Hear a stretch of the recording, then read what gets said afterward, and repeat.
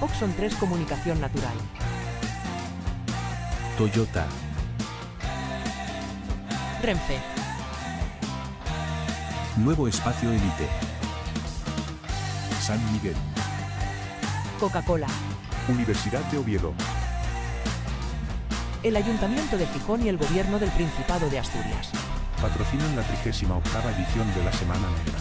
Buenas tardes. Tenemos hoy con nosotros en esta tarde a Miguel Martínez, que es vallisoletano, de origen asturiano. En la actualidad es profesor de estudios hispánicos en la Universidad de Chicago y en el último lustro, sobre todo voy a citar dos publicaciones, que son las del 21, la de Comuneros, el rayo y la semilla, que surge a raíz del 5º centenario de ese proceso de contestatario, en cierto sentido, al joven y recién llegado Carlos de Gante, Carlos I, luego Carlos V, emperador. Pero también otra lectura que a mí me sugiere también cosas, porque es algo, también una línea que tampoco es muy habitual, que es las líneas del frente, la escritura de los soldados en el mundo hispánico a principios de la modernidad, publicado el año pasado. Hoy viene la Semana Negra con un título tan sugerente como, en cierto modo, y a mi forma de ver, transgresor. La izquierda y el siglo de oro. ¿Qué hacemos con el pasado imperial y los legados culturales? Transgresor porque, por el hecho mismo de animar a una línea ideológica de izquierdas, que no es habitual que se centre en estas cuestiones, porque los usos y los abusos de la historia, en este sentido, están muy claros, ¿no?, transparentes. Y sobre todo desde la época del franquismo, esa forma de apropiarse de ese mundo del imperio, del esplendor de España y ese nacionalismo español en ese contexto. Más allá de esos temas tópicos que muchas veces desde la izquierda, o al menos se suele trabajar, como es el mundo de la génesis del desarrollo del movimiento obrero, como pueda ser los procesos de democratización de los espacios políticos o la guerra civil. En ese sentido digo que es algo que puede vindicar también, ¿por qué no?, pero ese punto transgresor, un poco juguetón. Bien, no me voy a extender mucho más porque te voy a dejar hablar a ti, Miguel. Gracias por estar aquí y cuéntanos. Muy bien, muchas gracias, Juan. Sí se oye, ¿verdad? Muchas gracias, Juan, por esa presentación que de hecho me ahorra algunas palabras. Gracias también a Rubén por invitarme a esta aula. Les contaba estos días que estuve muchas veces del otro lado, décadas, pero es la primera vez que presento en la Semana Negra, entonces me da mucha emoción. Y gracias a todas y todos por pasaros esta tarde por aquí. Rubén me había pedido que hablara de la derecha y el imperio, que es algo sobre lo que he escrito alguna vez, a raíz sobre todo de un libro que publicó, que incluso alguna gente entre el público habrá leído, de María Elvira Roca Barea, llamado Imperiofobia y Leyenda Negra. Entonces me pidió, yo he escrito un poquito sobre eso y me pidió que hablara de eso. Y yo, no sé si provocando, no quería provocar, pero bueno, que sí que quería cambiar de tema y darle un poco la vuelta y hablar de la izquierda y el siglo de oro. Es decir, cuáles han sido los usos de ese pasado a lo largo de la historia y qué se puede hacer hoy con ello, porque como decía en efecto Juan, creo que la izquierda tiene un problema en una visión histórica de corto recorrido que va como mucho hasta la guerra civil o como mucho hasta el movimiento obrero, ¿no? Entonces esa es la idea, ¿no? Ese libro de Roca Barea, publicado en 2016, había proporcionado muchos argumentos a una derecha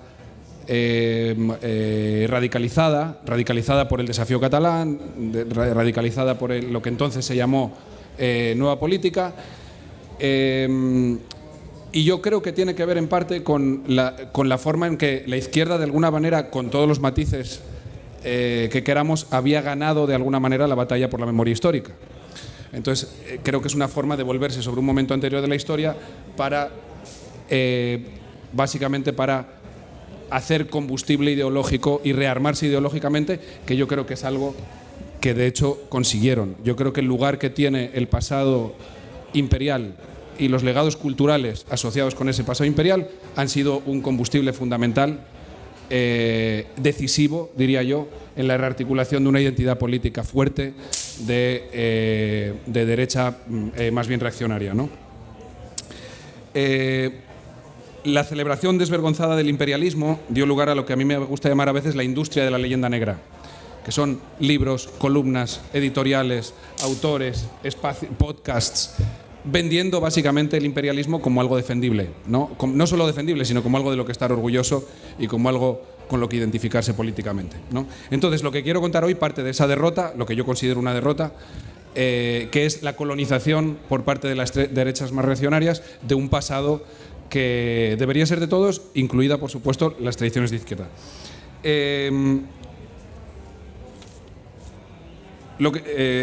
Como os decía, voy a argumentar básicamente dos cosas. Una, que existe una historia intelectual y artística, ¿no?, reconstruible, que desde la afirmación de una identidad inequívocamente democrática, inequívocamente popular, se ha hecho cargo, no solo se ha hecho cargo del siglo de oro, de los siglos XVI y XVII, sino que lo ha convertido en parte de su identidad política a lo largo de la historia de España. Ese es el primer argumento que quiero hacer. Y el segundo que quiero hacer es que las izquierdas en ningún caso, y a pesar de lo provocador o de lo paradójico que parezca, las izquierdas en ningún caso deberían renunciar a dar la batalla por los usos públicos de ese pasado. Cuando hablo de los usos públicos de ese pasado, claro, por supuesto que la gente en la universidad tiene todo tipo de aproximaciones a ese pasado, ¿no? Cuando hablo, lo que me preocupa es precisamente la incapacidad desde estas posiciones políticas de disputar en la esfera pública qué hacemos con eso, que en realidad es un momento bastante importante de nuestra historia, ¿no?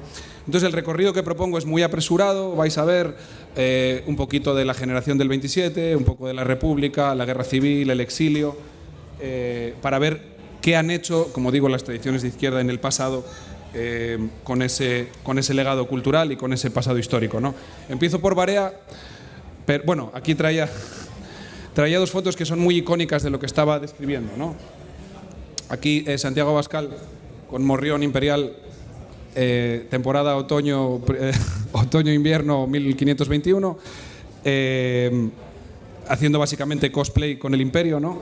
Y aquí otra foto menos conocida seguramente, pero es un acto en el Parlamento de Cataluña de ciudadanos luciendo Quijotes, sin abrir en la mayoría de los casos, en un acto contra un boicot que se le había hecho a un acto de sociedad civil catalana, si recuerdo bien. Pero como os decía, empiezo con Barea, no con Roca Barea, sino con Arturo Barea. Arturo Barea, que algunos también habréis leído, escribió una novela maravillosa, una trilogía en realidad, que se llama La forja de un rebelde. Yo la acabo de terminar todavía hoy, lectura prestosísima y muy recomendable para todo el mundo. Y hay un momento en la tercera novela de esa trilogía en la que varios obreros están discutiendo en una taberna de Lavapiés. Los hay anarquistas, comunistas, socialistas, y cada uno está intentando avanzar sus posiciones, ¿no?, en esa taberna. Y hay un personaje increíble que se llama Angelito García, que fue mozo de almacén, etcétera, que dice lo siguiente, y os leo. Pues está explicando cómo le nació la conciencia política, ¿no? Dice: pues por todo esto es por lo que soy un socialista, por esa leche agria que durante 40 años de su vida se ha tenido que tragar Angelito García, un servidor de Dios y de ustedes. Y ahora os voy a decir una cosa: callaros ya con Bakunin y Marx y toda esa gentuza. UHP, ¿sabéis lo que quiere decir? Unión de Hermanos Proletarios. Igual que aquellos tíos de Fuenteovejuna, todos a una. Eso es lo que cuenta. Lo que contáis vosotros son pamplinas que solo sirven para revolverle a uno los sesos y darnos patadas en las espinillas unos a otros. Y mientras los otros nos sacuden de firme. Aquí se acaba la cita. Angelito García en la novela era uno de los represaliados tras la revolución del 34 en Asturias y esperaba la compensación del gobierno republicano y la readmisión, ¿no?, del Frente Popular, quiero decir. Y lo que me interesa de este momento de la novela es que para este veterano militante, ¿no?, despreciando un poco los héroes intelectuales de varias tradiciones de izquierdas, dice: lo que hay que hacer es Fuenteovejuna, una obra que escribió Lope de Vega en 1612 o 19, que narraba, o que dramatizaba más bien, un levantamiento campesino contra un señor feudal, por decirlo rápidamente, ¿no? Entonces me interesa cómo frente a la urgencia del fascismo y de la unidad de la izquierda, todas esas tradiciones de izquierdas, eso no es lo que necesitamos. Lo que necesitamos es Fuenteovejuna, ¿no? Un referente del siglo de oro completamente vernacularizado, que le sirve para, pues, articular una identidad y un proyecto político de unidad de las izquierdas, por decirlo así, ¿no?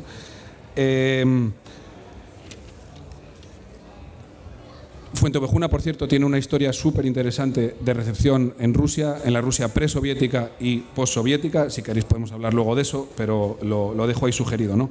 La alusión podía ser anecdótica, porque me diréis, bueno, Fuenteovejuna es parte casi del refranero, ¿no? Fuenteovejuna, todos a una. Y podría ser así, pero la verdad es que la Segunda República había revalorizado el patrimonio del teatro clásico. No solo lo había revalorizado, sino que lo había convertido en política cultural de Estado. ¿Okay? Aquí tenéis una foto del Teatro del Pueblo, de Misiones Pedagógicas, que se dedicó a ir por los pueblos representando obras del siglo de oro. Aquí tenéis la famosa, esta es una foto que muchos habréis visto, ¿no? de la barraca de Lorca, que también revalorizó y reactualizó el repertorio del siglo de oro. Y aquí pasaban cosas muy interesantes, por ejemplo, y esto le debo citar a mi amigo y colega David Rodríguez Solás, que hizo una investigación muy importante sobre esto. Representaban, por ejemplo, el entremés del juez de los divorcios de Cervantes para hacer pedagogía cómica sobre la nueva ley del divorcio republicana, ¿no? O representaban el alcalde de Zalamea para celebrar el poder municipal en la Segunda República, ¿no? O representaban Fuenteovejuna para dramatizar los conflictos entre campesinado y caciques en los años 30, no en 1600, ¿no?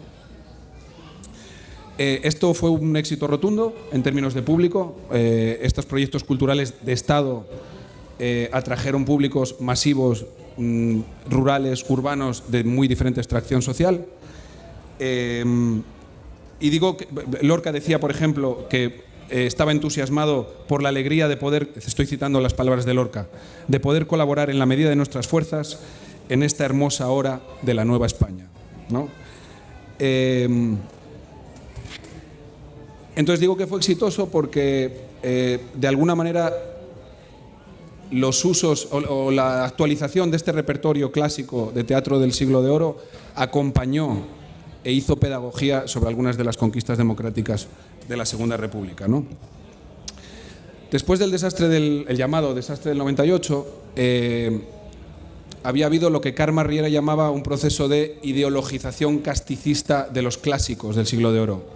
Se refería sobre todo a gente como Marcelino Menéndez Pelayo, gran sabio reaccionario, ¿no?, de finales del siglo XIX. ¿Qué quería decir esto? Básicamente que habían logrado hacer a los clásicos de derechas, por decirlo muy rápidamente, ¿no? Habían hecho lecturas de los clásicos en contra, en parte, de cierta tradición liberal del siglo XIX, donde los clásicos se volvían básicamente monárquicos, católicos, oligárquicos y españoles, ¿no? Entonces, esta operación, digamos, cultural de la República, eso es lo que tenía de fondo, ¿no? Hay una disputa activa por los valores políticos y éticos asociados con este pasado cultural.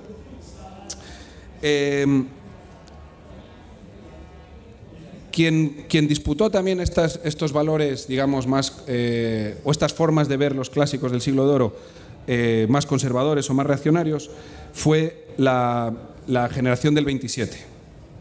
Aquí tenéis una foto muy icónica que muchas habréis visto también. Aquí una menos, que incluye a las que últimamente hemos llamado las sin sombrero, ¿no? Las mujeres que apenas estos últimos 15-20 años hemos logrado identificar, recuperar, incorporar a nuestra imagen de ese momento.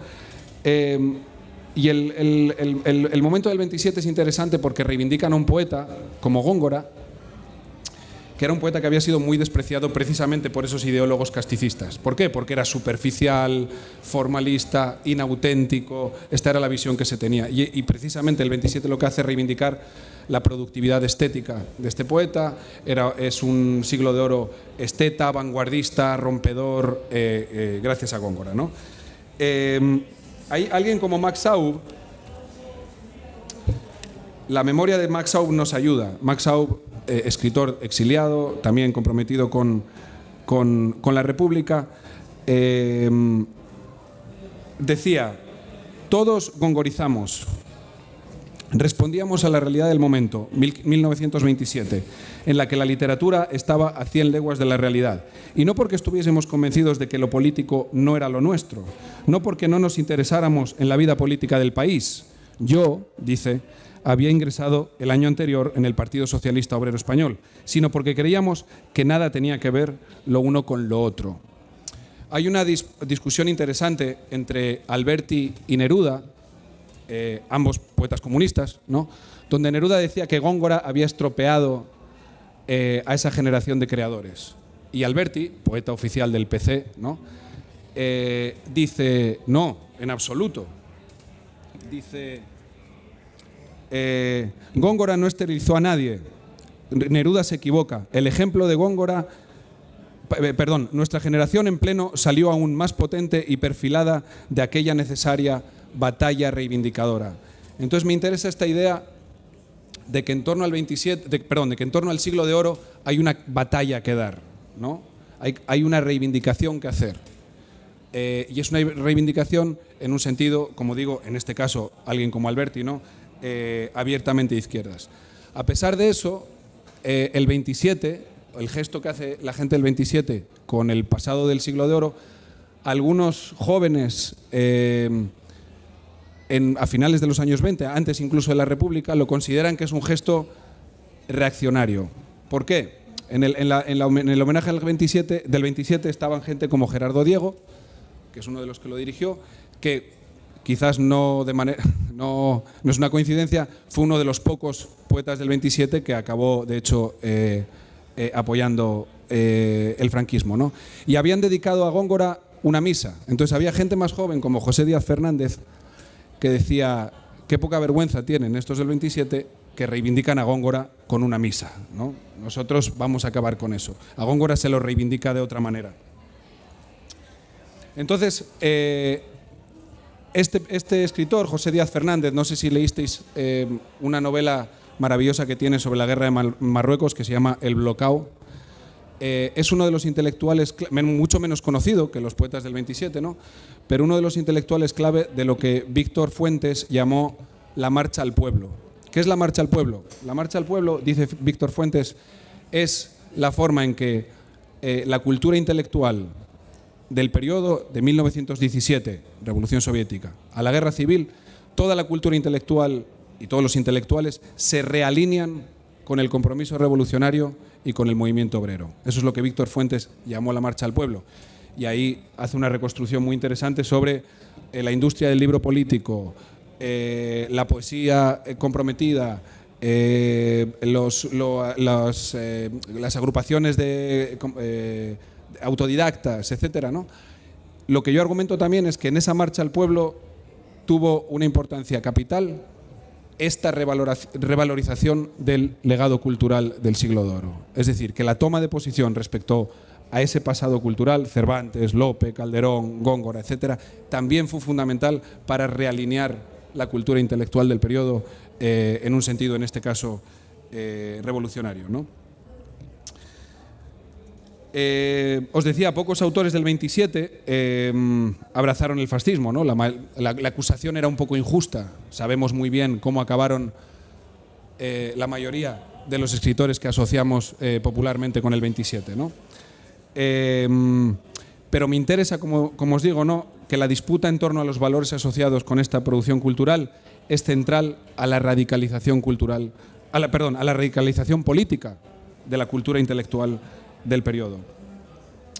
Y esto no solo ocurría a nivel, digamos, de alta cultura o de camarillas intelectuales. Hay una anécdota que a mí me gusta mucho. En 1930, las cámaras de comercio del libro hacen una encuesta para ver qué leía la gente. Y una de las preguntas que hacían era, ¿y el obrero? ¿Qué compra el obrero? En una encuesta de mercado, ¿no? Y uno de los libreros contesta lo siguiente: el obrero compra de todo, desde un libro de Marx al discurso del método, por extraordinario que le parezca. Y el Quijote, un 80% de la obra de Cervantes se la llevan muchachos con blusa. Y esto, por cierto, fue antes de que el Estado republicano creara 3.000 y pico bibliotecas, otras tantas escuelas, etcétera, ¿no? Y me interesa indagar un momentín en esta imagen, en el sentido de esta imagen, ¿no? Muchachos obreros en 1930 comprando masivamente obras de Cervantes. En un momento, por cierto, en que el libro político tenía una enorme vitalidad, en el que se estaba traduciendo del ruso continuamente, en un momento en el que había otras opciones para leer, no solo los clásicos del siglo de oro.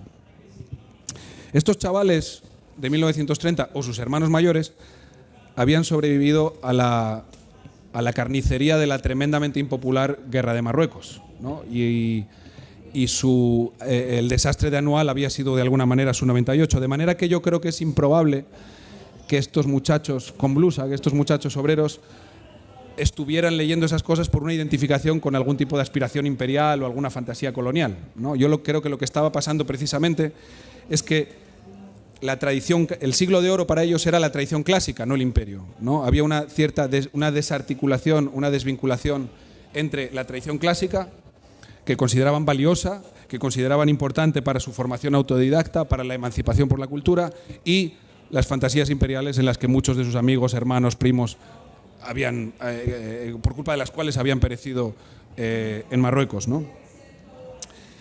Y os doy un par de anécdotas interesantes también sobre el Quijote. Eulalio Ferrer Rodríguez, un exiliado que murió en México, escribió unas memorias llamadas Entrealambradas sobre su estancia en los campos de concentración franceses, después, en 1939, ¿no? Y en esas memorias cuenta, por ejemplo, una cosa muy bonita, cómo estando en el campo de concentración, consigue un Quijote porque se lo cambia por una cajetilla de cigarros a un miliciano extremeño que andaba necesitado de tabaco.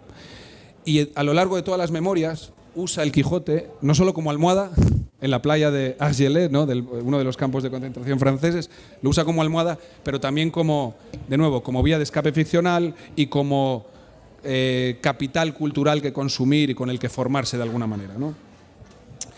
Y Chirves, Rafael Chirves, que me imagino que también habréis leído algunas, en el tercer volumen de los diarios cuenta otra cosa sobre el Quijote, que es que su primer Quijote se lo había dado una maestra republicana represaliada que daba clases a las muchachas ricas de Valencia, ¿no? Entonces me interesa esta idea del Quijote, esta imagen del Quijote como muy diferente de ese Quijote monumental y ese Quijote escolar también, ¿no? Ese Quijote monumental, quiero decir, de un relato nacional, ¿no? Fuerte y normalmente conservador, sino más bien el Quijote como ese hilo rojo que va uniendo las experiencias de represaliados, exiliados, escritores ya del periodo democrático, pero abiertamente o comprometidos con la izquierda, ¿no? Pasamos a la guerra, os voy a pasar rápidamente a la guerra civil. Vamos más o menos bien. Pero antes quería recapitular de nuevo con la memoria de Maxau, este escritor, uno de los mejores, en mi opinión, uno de los mejores escritores españoles del siglo XX, también exiliado, que escribía desde México que su generación había estado marcada por dos centenarios, intelectualmente había estado marcada por dos centenarios, el de Góngora en el 27 y el de Lope de Vega en el 35, cuando se conmemoraba la muerte de Lope. Y dice una cosa más que voy a usar para pasar a la guerra civil. Dice, hablando de cómo impactó a su generación los diferentes modelos estéticos y culturales del siglo de oro. Dice, lo gongorino dejó su jacilla en obras particulares de algunos de los mejores, Federico García Lorca, Rafael Alberti. En cambio, en Lope caló más hondo, caló más hondo, más ampliamente, porque correspondía a una corriente general literaria que las circunstancias favorecían, y su impronta era, en la mayoría de los poetas de mi edad, muy anterior. Razón primera, la integración de lo popular en la literatura, viejísimo cauce nacional por el que discurríamos y cuyos antecedentes saltan a ojos vistas en nuestros maestros Antonio Machado y Juan Ramón Jiménez. El hecho fue que en 1936, al dar de sí los viejos poetas españoles y prestar ayuda al Estado que legalmente se había entregado al pueblo, no recurrieron a las odas, como fue costumbre en parecidas circunstancias en el siglo XIX, o al verso expresionista de Mayakovsky, el poeta revolucionario soviético, sino al romance que fue el manantial más evidente de Lope de Vega. Y de hecho el romancero del que habla Aub aquí es una de las experiencias más conocidas respecto a los usos políticos y militares, en este caso, del legado cultural del siglo de oro en la lucha a muerte contra el fascismo. Y el otro día oíamos en el aula también una presentación, no sé si algunos estuvieron, de Noelia Bueno, sobre unas coplas, sobre un romance de por ahí cerca de Fonsagrada, donde habían matado a 15-16 combatientes republicanos que estaban tratando de huir una vez que cae el Frente Norte. Entonces esto es una experiencia muy bien conocida, pero de unas dimensiones realmente fascinantes, ¿no? Este es el Mono Azul, que es un folleto que publica la Alianza de Intelectuales Antifascistas y que se distribuye en el frente entre los soldados republicanos. Y ese Mono Azul tenía siempre una sección llamada Romancero de la Guerra Civil, donde, usando los modelos del siglo de oro, el modelo áureo del romance, se usaba para narrar y poetizar las experiencias y para movilizar, ¿no?, en el frente, en la Guerra Civil. Este romancero, de hecho, se coleccionó después un italiano y se tradujo en México, y en esta edición, de hecho, participó el propio Max Saub, de manera que conocía muy bien el peso que había tenido esa reactualización del romancero clásico áureo en las trincheras, literalmente, ¿no? El Mono Azul también daba noticia de cómo la sección teatral de la Alianza de Intelectuales Antifascistas y otros grupos de teatro militante revivieron el patrimonio literario y teatral del siglo de oro en el frente y en la retaguardia, ¿no? Claro, pensad que ciertos clásicos del siglo de oro, como la Numancia de Cervantes o Fuenteovejuna, se prestaba bien a lo que Francisco Caudet llamaba la estética de la resistencia, ¿no? Eran obras que lucían muy bien en ciudades sitiadas, por ejemplo, ¿no?, que hablaban de la resistencia del pueblo español frente a los invasores, etcétera, ¿no? Y hay una reseña de la Numancia de Cervantes, que tenéis ahí, no sé si se ve, que hace Alberti, precisamente, en Madrid, que dice cosas muy interesantes. Os leo lo que dice Vicente Salas Viu, un reseñista, sobre esa representación en plena guerra de la Numancia de Cervantes. Dice: no solo el viejo romance ha vuelto a la vida, sino que día por día Cervantes, Calderón, Lope, Quevedo vienen atropelladamente reclamando su puesto en la soberbia escena que levanta nuestro pueblo ante el mundo. Y aquí están con nosotros el Lope de Fuenteovejuna, el Calderón del Alcalde, como el Cervantes del Quijote o la Numancia, como Espinel o Mateo Alemán, incluso autores más secundarios, no sé si secundarios, pero bueno, menos populares, como Espinel, ¿no?, como Lope de Rueda, cantor de los dichos populares, o quienes tallaron en el Romancero del Cid la rebeldía del pueblo de Castilla contra el señoritismo de Alfonso VI y los infantes de Carrión. Aquí están entre los que mejor pelean. Nuestro pueblo tiene a su favor este torrente impetuoso, toda la fuerza de una vigorosa y profunda cultura. Ahí se acaba la cita, ¿no? Entonces, si os fijáis, me interesa esta idea de que, y esta frase no es mía, es de una investigadora que se llama Raquel Asun, la idea de que los clásicos españoles combatieron por la libertad, decía ella, ¿no? Además del Mono Azul, había otras publicaciones que tuvieron mucho éxito en plena guerra. Una de ellas, que también algunos conocerán, es la famosa Hora de España, una revista mítica, legendaria, que la verdad emociona tener hoy en las manos porque recoge a varias generaciones realmente muy brillantes de creadores y de intelectuales. En su número 1 había un nuevo retablo de las maravillas, como el de Cervantes, de Rafael Dieste, ¿no? En su número 2, Dámaso Alonso, que luego fue un filólogo, pues digamos, bastante conservador y acomodaticio con el régimen, publicaba una cosa que se titulaba La injusticia social en la literatura del siglo de oro. En el número 3, Máximo José Can publicaba un ensayo titulado La cultura de los judíos sefarditas. Y en febrero de 1937, Ramón Gaya reseñaba una obra sobre las Germanías, es decir, esa insurrección popular de principios del siglo XVI en Mallorca y en Valencia contra Carlos V. Y decía también cosas muy interesantes. Os leo un poquitín de cómo leía Ramón Gaya esta obra de teatro en la Valencia en guerra, ¿no?, en la Valencia que había recogido al gobierno republicano y a todos los intelectuales refugiados de Madrid, ¿no? Dice: en el Teatro Principal de Valencia se ha estrenado la obra de José Bergamín y Manuel Altolaguirre, El triunfo de las Germanías. El movimiento popular del siglo XVI en Levante es evocado por los autores buscando ofrecer al pueblo, en lucha presente contra la tiranía, un paralelo, o más bien, una fusión de ambos movimientos, una actualización del pasado. El triunfo de las Germanías es un título que indica ya el propósito principal de la obra. Los esfuerzos dolorosos del pueblo no se pierden, sino que se recogen en esta hora definitiva. A mí este texto me conmueve, además, porque se parece a algunas de las ideas que tenía el filósofo y crítico cultural alemán Walter Benjamin, que en los mismos años estaba escribiendo, estaba repensando o estaba proponiendo teorías muy aventuradas, muy rompedoras sobre el conocimiento histórico, y esta idea de que se reactualiza el pasado, de que se funde, de que el pasado no es un... Y esto tiene todo que ver con esta charla, por cierto. De que el pasado no es un continente cerrado para siempre, de una vez y para siempre, ¿no? Sino de que siempre es posible actualizarlo, de que está abierto, ¿no? De que puede volver a irrumpir en el presente. Y no solo eso, sino que también desde el presente se pueden redimir pasados no realizados o derrotas como la de las Germanías, ¿no? También en Hora de España escribía María Zambrano, que fue una filósofa que tuvo muchísimo que ver con, que fue una de las almas de esta revista, urgente y de emergencia, ¿no? Y publicaba un texto muy lúcido que se llamaba, aquí lo tienen, El español y su tradición. María Zambrano veía la Segunda República como una especie de momento auroral, inaugural, nuevo en la historia de España, una especie de nueva historia verdadera que se alumbraba, ¿no? con la democracia republicana.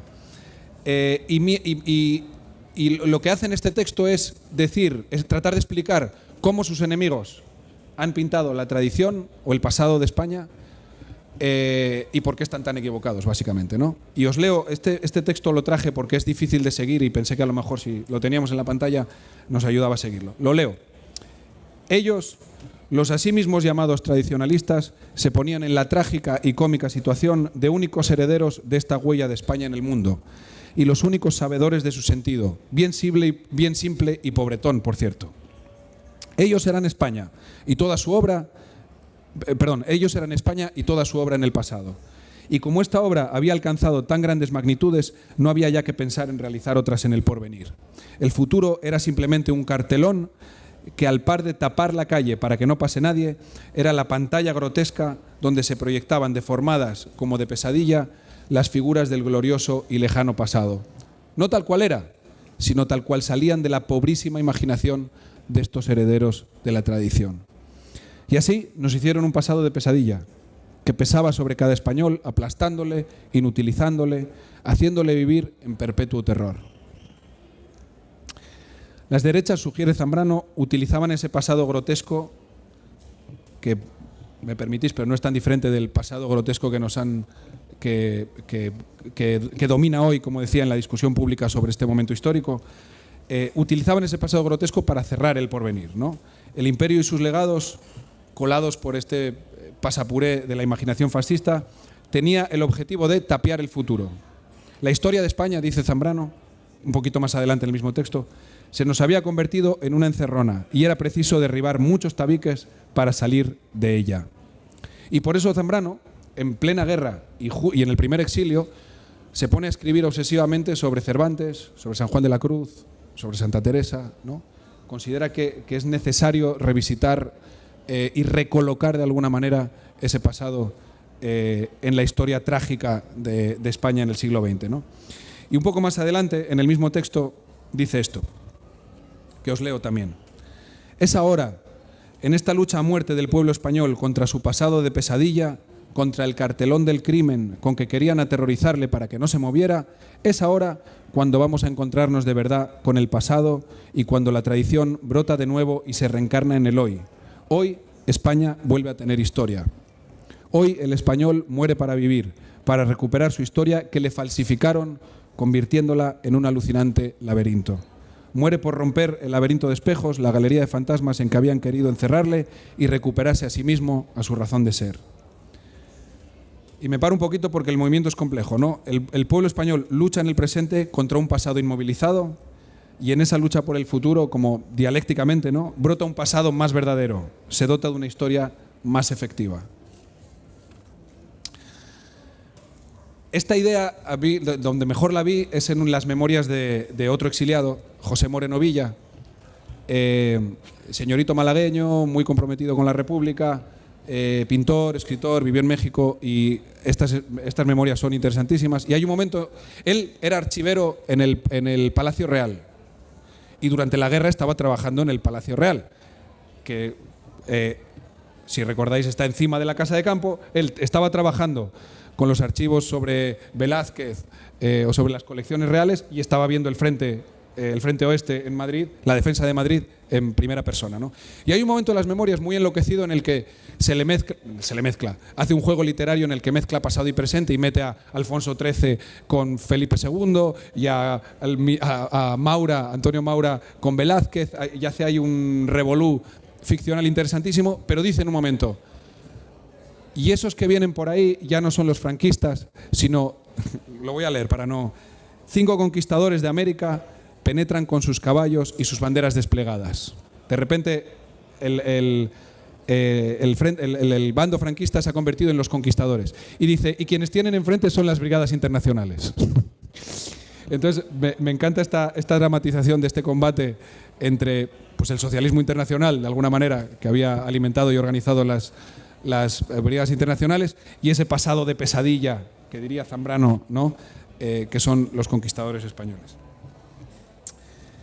Entonces, bueno, la idea fundamental que os quería transmitir sobre la guerra civil es esta. Los clásicos, que no es mía, la formulación no es mía, sino de Raquel Asun, los clásicos españoles combatieron en las trincheras republicanas. Y los derrotados, como Moreno Villa y Zambrano y todos los demás, ¿no?, se llevaron este patrimonio al exilio, ¿no? El siglo de oro para los exiliados republicanos es un lugar de memoria fundamental. Y a veces es un poco melancólico, un poquito... ¿cómo lo digo? Un poquito improductivo y narcisista, porque se vuelven sobre ese momento un poco por la cancelación de cualquier utopía de futuro, ¿no? Pero no siempre la tonalidad es tan melancólica, ¿no?, o tan improductiva, sino que también se plantea el combate por los valores, por el sentido de ese pasado. Por ejemplo, los exiliados españoles celebran en México el centenario de San Juan de la Cruz en 1942. Bergamín ya en el 40 escribe un texto que se llama Calderón y cierra España, donde disputa esa calcificación fascista de un dramaturgo como Calderón, ¿no? Cervantes es una obsesión de la cultura liberal del exilio. Las revistas del exilio, Romance, que no tenía inscripción política particular, según entiendo, tenían siempre secciones dedicadas a la cultura del siglo de oro. Romance no tenía inscripción política particular, pero Nuestro Tiempo, por ejemplo, era la revista del PC en México.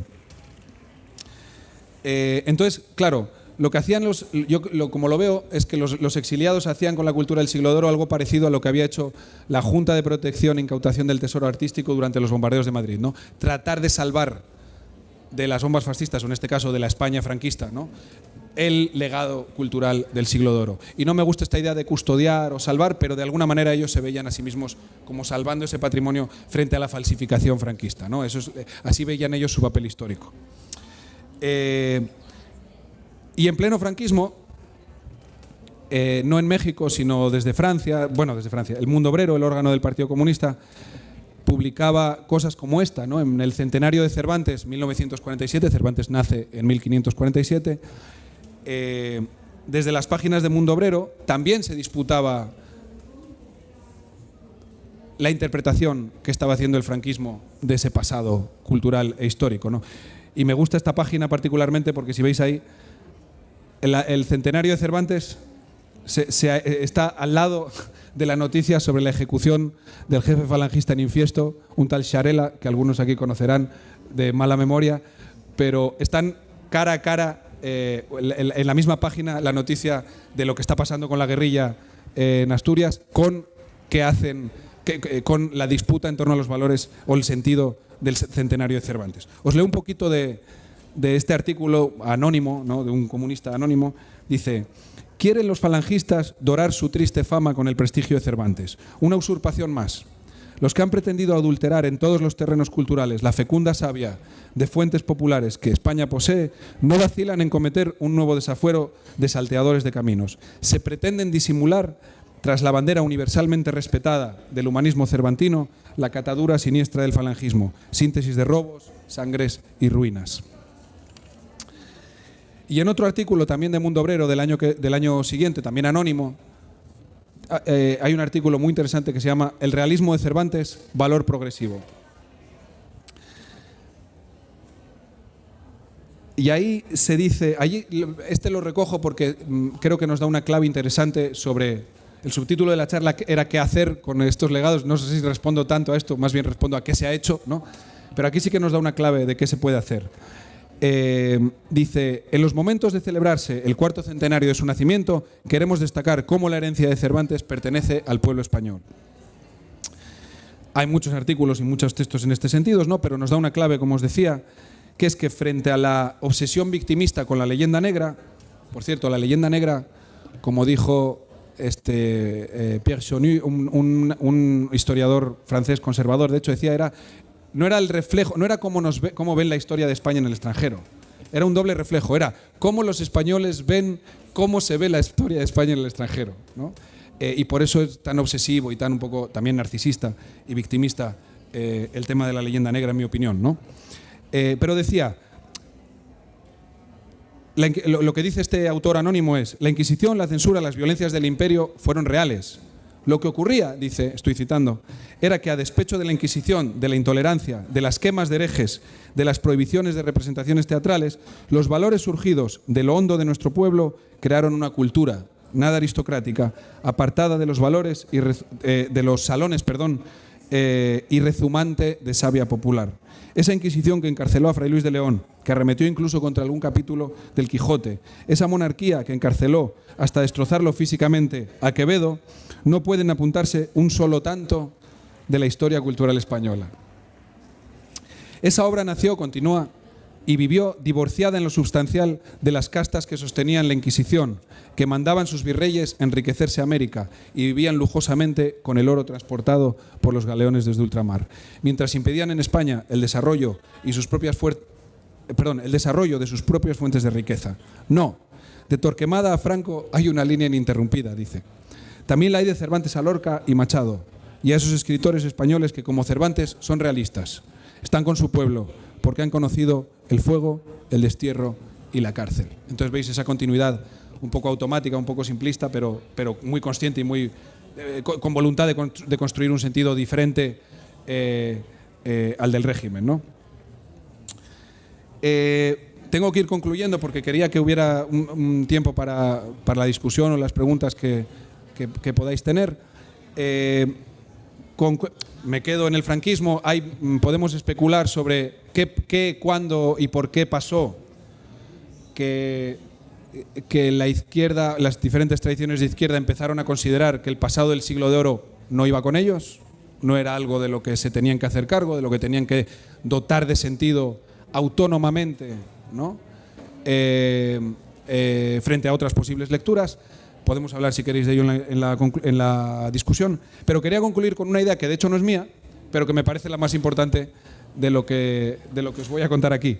Es una idea de Antoni Domènech, una figura muy importante de la izquierda catalana y un filósofo muy interesante, que hablaba de Manuel Sacristán, otro gigante de las tradiciones de izquierdas del siglo XX en España.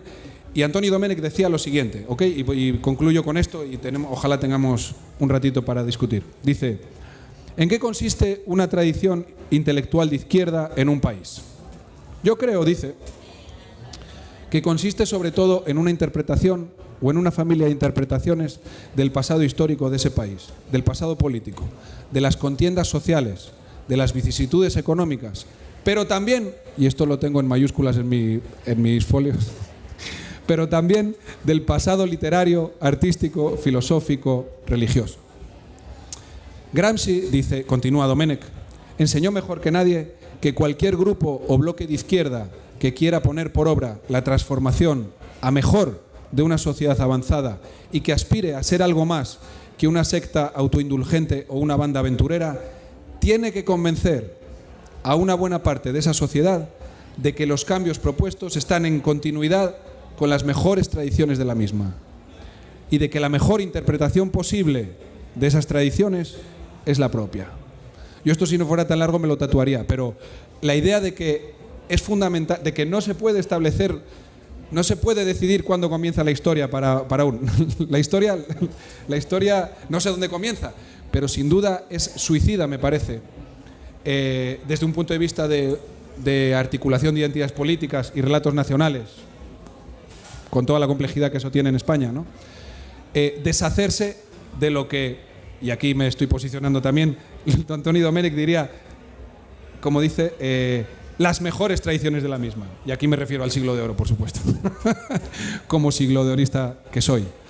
Entonces, bueno, lo que he tratado de hacer es mostraros qué hicieron en el pasado otras, con ese legado. Eso no responde qué debería hacerse hoy, ¿no? Y eso está siempre abierto, pero yo creo que lo que sí que es, mi idea es que debe hacerse, que en ningún caso la izquierda debería desentenderse de ese pasado como que es algo que no le pertenece, que eso es de los fachas o lo que sea, ¿no? No sé si me entiende. Y ahí lo dejo y ojalá tengáis discusiones, críticas, preguntas. Muchas gracias.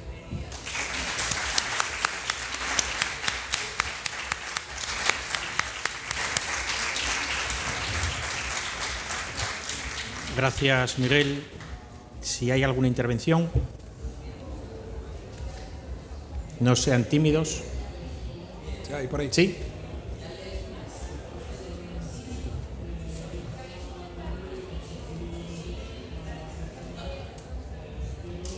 Sí.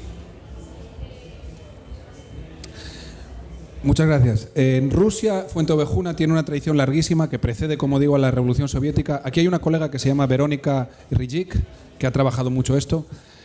Hay una representación de 1880 y pico, muy asociada con el populismo ruso, que tiene un éxito extraordinario.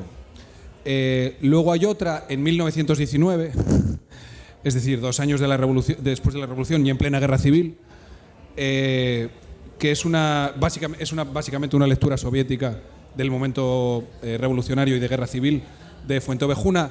Luego hay otra en los años 30 que ya es más tensa, ¿no? Porque claro, con el estalinismo de repente Fuenteovejuna ya no se vuelve una cosa tan fácil de celebrar o tan fácilmente codificable en términos revolucionarios, ¿no? Y entonces es interesante que en los años 30 se convierte en un ballet que también tiene mucho éxito, pero de alguna manera hay una cierta despolitización o neutralización durante el momento estalinista de lo que había sido la Fuenteovejuna, digamos, soviética revolucionaria. Pero es una historia, yo no la he trabajado esta colega, pero muy interesante. Esto no solo pasa en Rusia, pasa en otros lugares. Fuenteovejuna es una de las obras, si no la obra, con una tradición más rica, con una historia performativa, con una historia escénica más rica en muchos lugares, ¿no? Pero muchas gracias por la pregunta. ¿El ballet? No, probablemente Fuenteovejuna, pero te lo tendría que mirar. No, sí. Te puedo decir dónde encontrarlo, eso sí. Pedro, o...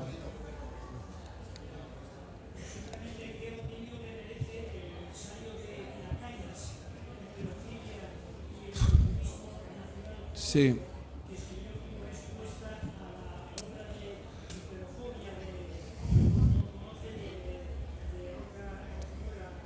De Roca Barea, sí. No, muchísimas gracias. A lo mejor tenemos que tomarnos algo después, porque a ver, yo a Villacañas lo respeto muchísimo, tengo un enorme respeto intelectual por Villacañas, me parece una de las personas más brillantes, pensando muchas cosas. En ese ensayo hay algunos momentos, creo que era un ensayo necesario, quizás un poco apresurado. Creo que hay momentos de ese ensayo que a mí me cuesta leer, donde, por ejemplo, no celebra, pero casi el imperialismo británico, porque hay de fondo un cierto relato de modernización, donde, bueno, los británicos sí que hicieron el imperio bien o algo así. Lo estoy diciendo demasiado rápido y estoy siendo un poco injusto, pero hay momentos donde parece que el problema no es el imperialismo, sino que el problema es el imperialismo español o algo así. y a mí algunas cosas de ese ensayo me costó leerlas. Hay también algunas argumentaciones donde intenta dar un trasfondo, digamos, religioso, confesional, protestante versus católico, etcétera, que a mí me cuesta comprender. Pero dicho eso, más allá de ese ensayo, las cosas que hace Villacañas y que ha dicho en público y el debates en los que ha participado sobre qué tiene que hacer una sociedad democrática con un pasado imperial, estoy 100% de acuerdo con sus posiciones, que es básicamente tomar distancia, hacer balance, estudiarlo sin duda y, por supuesto, responsabilizarse, pero en ningún caso celebrarlo o buscarle matices o no, es que el nuestro fue mejor que el de los otros, en ningún caso. Gracias.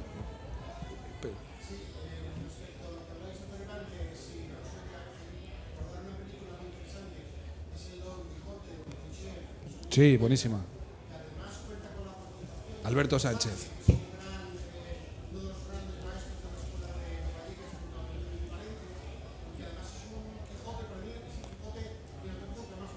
A mí también.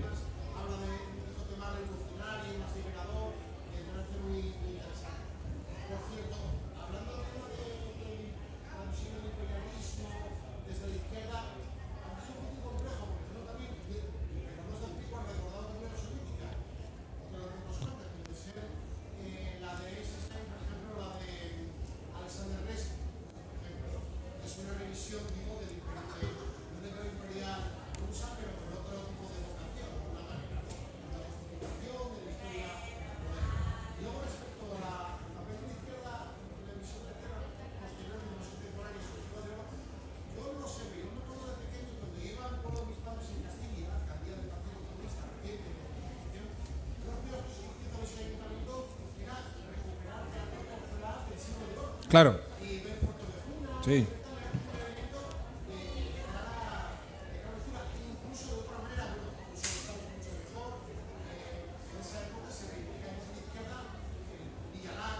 Claro, claro, sí.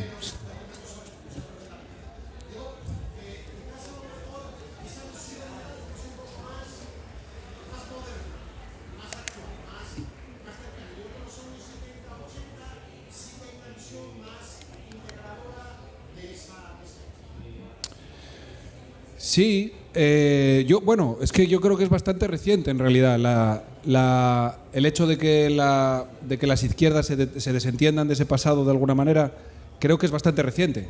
Y sí, no habría que estudiarlo y ver qué pasa y por qué pasa, pero tiene que ver sin duda con los 40 años de franquismo, por supuesto, ¿no? Pero tiene que ver también con la reducción de este patrimonio a un compartimento escolar, ¿no? Esto es algo que forma parte de los currículos escolares, pero que no tiene mucha relevancia en la esfera pública o en la construcción de identidades políticas o en la construcción o en la articulación de culturas intelectuales de uno u otro signo, ¿no?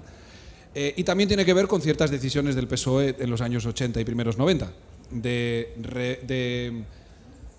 precisamente. No, porque yo, si te fijas, Pedro, hice un poco de trampa porque no hablé tanto del imperio, sino hablé más de tradición clásica, ¿no? y de los clásicos del siglo de oro. Se me ha ido lo que te iba a decir, espérate. Sí, exacto. Pero el PSOE en un momento de los años 80 decide que no, que el pasado imperial es recuperable, ¿no? Que hay que recodificarlo en clave de modernidad, de globalización. Y están mirando a 1992 y toman una decisión, en mi opinión, equivocada, que es construir toda una política pública del pasado revalorizando el momento imperial. Y yo creo que eso es un error, ¿no? Desde la fiesta nacional hasta, de nuevo, los currículos escolares y otras cosas, ¿no? Pero bueno...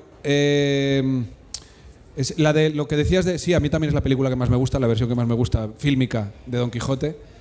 Y de Villalar y los comuneros no hablé, seguramente porque ya hablé demasiado, pero encantado de hablar de todas las veces que sea de comuneros. ¿Me dicen que 2 minutos? ¿O que nos... Sí. Y si no hay más, pues lo dejamos aquí, pero... Sí, por favor.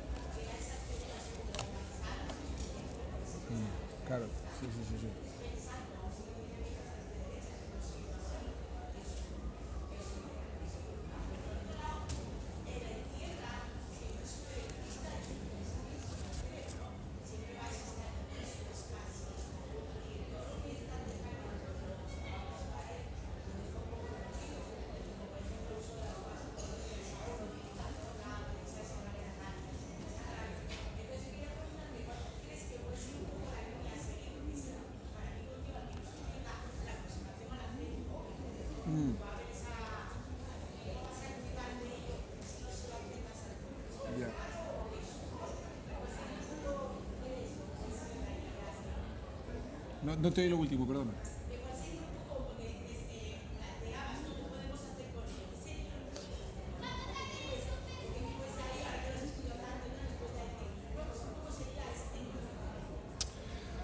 Bueno, esa es la pregunta más difícil, claro.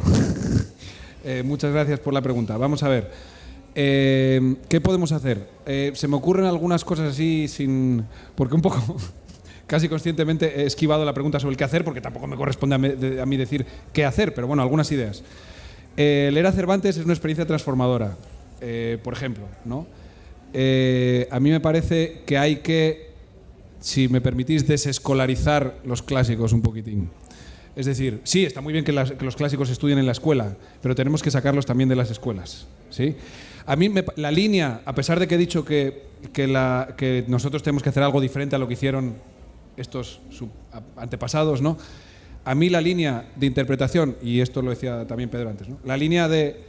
Tenemos una tradición clásica, y voy a usar palabras de los actores históricos que he estado comentando, muy cercana, de honda raíz popular, muy cercana al pueblo, que ha sido siempre leída en clave popular y democrática. Claro, porque la lectura de derechas es, bueno, es que eran católicos. Bueno, sí, claro, y eran muchas otras cosas. Por eso lo que me parece fundamental es la idea de... El ejercicio es de persuasión y de convencer a la gente, primero, de que esa interpretación, por ejemplo, de Cervantes, como un escritor popular y democrático, puedo decirlo rápido, ¿no? Realista, decía aquí, como valor progresivo, ¿no? Claro, ¿por qué? ¿Por qué es valor progresivo el realismo? Bueno, por una aproximación materialista a la vida, por una atención a la vida cotidiana de las clases populares de 1600, ¿no? Por una actitud ante la gente y ante las relaciones humanas que se resiste casi siempre a juzgar, ¿no? De gran apertura humanista, decía este escritor, ¿no? Entonces, me parece que que son legibles en términos, sin duda, de valores de izquierdas, ¿no? Pero si no quieres decir de izquierdas, bueno, de valores democráticos, de valores de dignificación popular, etcétera, ¿no? Entonces, me parece que tenemos una tradición clásica mucho más susceptible de ese tipo de lectura que otras. Y me parece que es un capital cultural. Y esto es algo que yo reivindico, ¿no? Porque he hecho una lectura como muy política, pero con los colegas más políticos también me peleo. Es una tradición que es un tesoro de enorme belleza. Y aquí algunos me criticarían, ¿no? Pero aquí me acuerdo de lo que decía Lunacharsky, el comisario del pueblo para instrucción pública de la Unión Soviética, que decía que había que ser soviético entre los intelectuales, bolchevique entre los intelectuales e intelectual entre los bolcheviques, ¿no? Entonces, con estos amigos que me critican a veces esto, yo reivindico delante de quien sea la sobrehumana belleza de la poesía de Góngora y la sobrehumana belleza de la poesía de Garcilaso. Entonces he hecho una lectura muy política, pero hay otra cosa que tiene que ver con precisamente una reivindicación de los valores estéticos actualizables, generativos, con visión con carga de futuro, de alguna manera, de nuestra tradición clásica. Y Góngora, Cervantes, igual que te digo Velázquez, etcétera. Ya te cortaron el... Con muy buen criterio. Muchas gracias.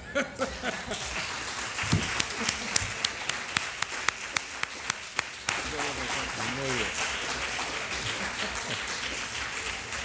Es que dejaste muchas cosas ahí para tomarse algo. Vamos. Oxon 3 Comunicación Natural. Toyota, Renfe. Nuevo Espacio Elite, San Miguel, Coca-Cola. Universidad de Oviedo, el Ayuntamiento de Gijón y el Gobierno del Principado de Asturias. Patrocinan la 38ª edición de la Semana Negra.